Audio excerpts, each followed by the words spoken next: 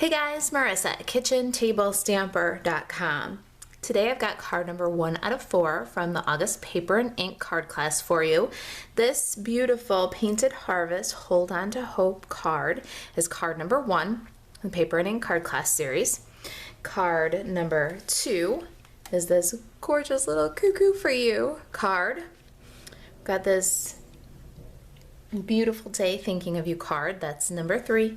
Number 4 is this country home thank you card. Isn't that beautiful?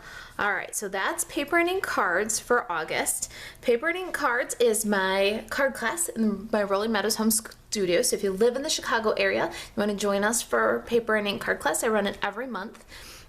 This month it's August 26th. It's usually the 3rd or 4th Monday of the month. Check out KitchenTableStamper.com/calendar for details on the class schedule, or email Marissa at KitchenTableStamper.com if you've got any questions about Paper and Ink or Stampin' Up. If there's anything I can do to help you stay crafty. All right, so Paper and Ink card class is also free to my customers who place a $50 order using the host code during the month of August. So if you place a $50 order before shipping and tax at marisaalvarez.stampinup.net and use this host code, you will get the card kits for those 4 cards free automatically in the mail. All right, so for this particular card, Stampin' Up! Supplies that you need to make this one are a couple of embossing folders. I use the corrugated 3D and the subtle 3D embossing folder, Painted Harvest stamp set, and the Hold On to Hope stamp set. I love both of these stamp sets. All right, let's see, what else do we have here? I have my leaf punch and my tailored tag punch for this project. Stampin' pads for this project are Early Espresso, Pear Pizzazz, and Mint Macaron. I've got a kit made up here. This is kind of how your kit will arrive. You'll get an envelope in your kit. I didn't put one in these yet. But the kit contains everything that you need to make this card. So we've got 2 Whisper white rectangles here. We're going to just start right there because I want you to see. First one is 2 by 3.5, and that one is for your sentiment. So you want to put that one aside. This 2 3/4 by 5, that's for your flowers. You're going to stamp them on there and then cut them out. So 2 different pieces. Make sure you take care of those and set the right one right. My card base is 8.5 by 5.5 and scored at 4 1/4. It's soft seafoam and it's been embossed with that beautiful subtle texture embossing folder. I've got a piece of crumb cake here, and this one starts out about 2.5 by 4 3/4, and then we emboss it with the corrugated. It'll be a little bit longer than your card then. You're looking for a piece that's 2.5 by 4 1/4 when it's all done. The Pear Pizzazz is 2 1/4 by 5 1/4, and that's for punching 4 of the leaf, stamping and punching 4 of the leaf. And our Garden Lane Designer Series paper is 1 by 4. All right, so let's get started. I'm gonna get the Stampin' pads and Stampin' Pierce mat, and let's make this card. All right, we're back with our Stampin' pads. Got Early Espresso, and we're going to ink our sentiment. Very light taps on that ink pad, don't mash it in there. And we're gonna stamp the sentiment on the top of our smaller Whisper White panel. And just very light pressure. That's how you get the best image. Ooh, pretty. All right. Okay, we'll set that one aside. Let's do our flowers next. We got 2 flowers here. One is a bigger, more full image. One is a little bit smaller. It's a more detailed image. We're gonna stamp these in Mint Macaron. Now, the first one we're gonna do, we're gonna stamp it off. So let's protect our work surface here. And we're going to ink up this more full image. The first step stamp, we're gonna ink up Mint Macaron, stamp off, and then stamp on our white cardstock. We're gonna do this twice. Stamp off, and then stamp on your white cardstock. Oh, there. Now with our detail image, we're going to ink up. We're not going to stamp off this time, but we want to find an identifying feature, and I like to use this little divot right here. And we're going to line up that little, you see how it bumps in? It's kind of a oval shape, but the little petal here kind of indents into that center. It corresponds right here to where I stamped it on the paper. So I'm going to ink that up. I'm going to look through the stamp, and I'm going to line up this little hill right here with this little hill right here, and I'm going to stamp my second generation image right over top of the first.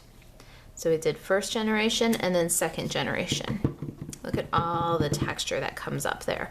Now we're going to repeat, do the same thing. You want to look through the stamp and line up that little hill. There we go. There's our flowers.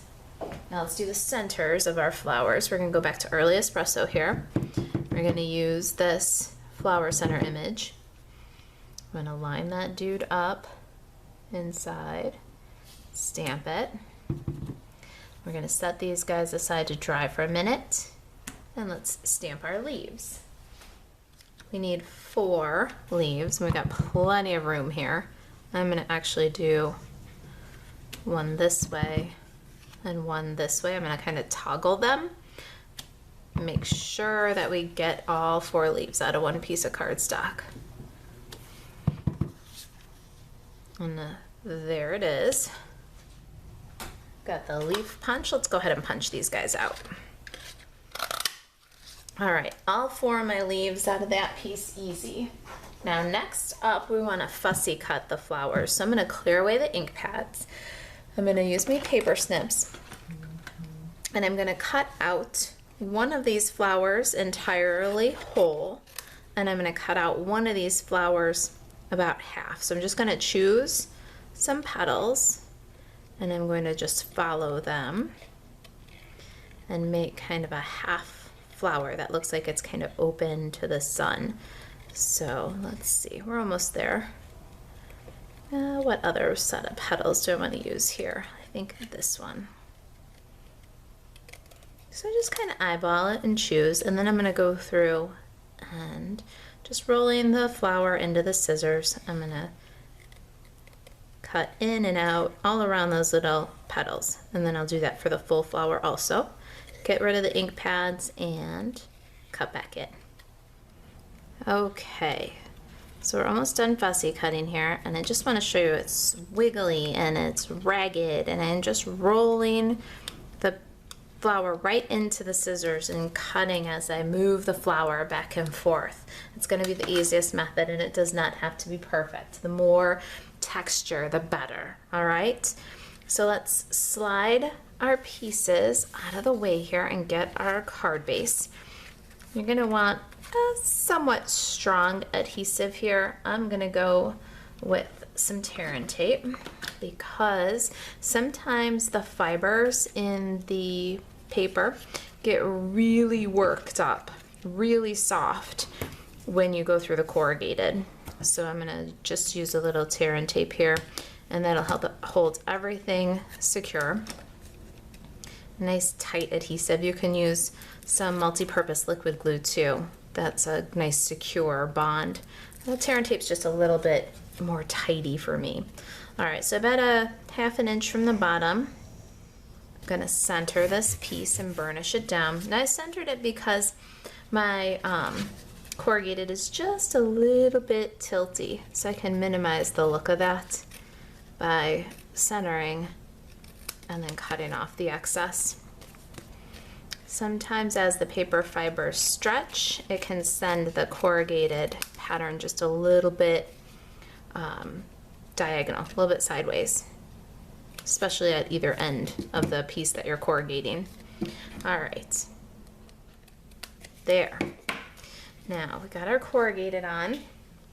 Let's grab our sentiment, and we're gonna take the sentiment and we're gonna bump that up on the top half. So we need a couple of half dimensionals. What we're gonna do is put those so that we've got the corners, and then we'll go right above our corrugated with a couple of half a dimensionals. Keep them close so that you know that they're going to be covered. See? Go ahead and remove the paper off of the dimensionals here. Then I'm going to take a little bit of snail adhesive and I'm going to run just 2 small lines of snail. Now this is going to go so that it's up in the corner here so that you have an equal border on the right side and the top. I'm going to square it up nicely and then burnish it down. I've got my designer series paper and my tailored tag punch, and I'm going to dovetail both sides of this designer series paper. So I'm just going to cut the square end off that way and then this way too. Now we can add that with snail adhesive. Either side of this paper would be beautiful. And this one gets centered right to left on the card. Uh-oh, and it's really gonna show if you've got any uphill or downhill here. My sentiment was just a little bit downhill. There we go. Now we got it. I think everything's squaring up nicely now. Then for our flowers. Now this guy is going to go up and off the side, so it's going to get added with dimensional adhesive. So you want to add a couple of half dimensionals kind of far from the center, because some of this petals and some of this center will touch your sentiment panel.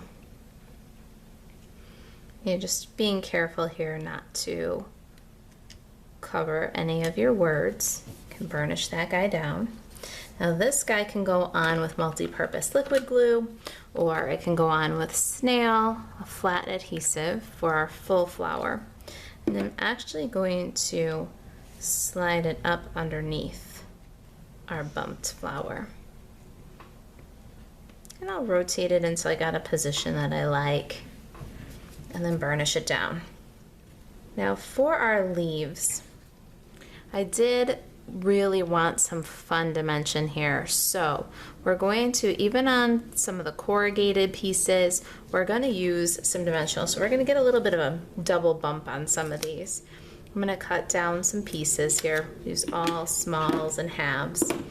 The first one and the most important one, I think, is this top dude right here. And this guy is going to need the support of the dimensionals. So I'm going to take one dimensional and I'm going to cut it in half. I'm going to put it on each of these leaves. I'm going to take a touch of multi-purpose liquid glue at the end of the third leaf, that kind of pointy one. Now I'm going to slide this guy underneath before I make any contact anywhere. And I'm going to angle it so that it doesn't cover up the sentiments at all. And then burnish it down. And each little bouquet is going to be its very own details, you know.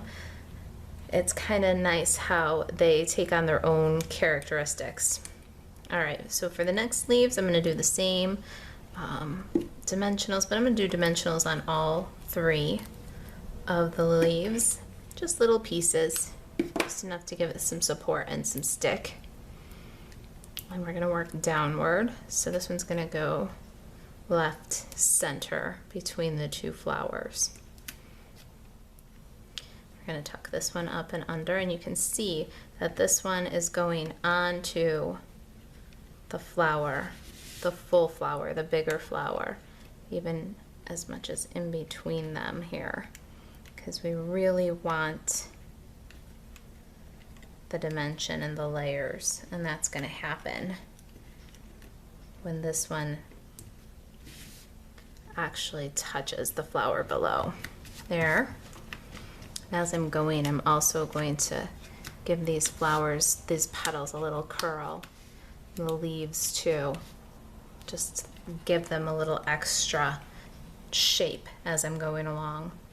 All right, some more dimensionals on both of these guys. We're gonna do a little piece on all the leaves and tuck these two in just like we did the last one. Each little leaf gets a bit of dimensional. All right, guys, there is Painted Harvest Hold On to Hope card. Isn't it beautiful? If you've got any questions about the paper and ink card class or the special offer to get your kit to go for free, you can email Marisa at kitchentablestamper.com. You can shop Stampin' Up! With me 24/7 at marisaalvarez.stampinup.net. Thanks for watching.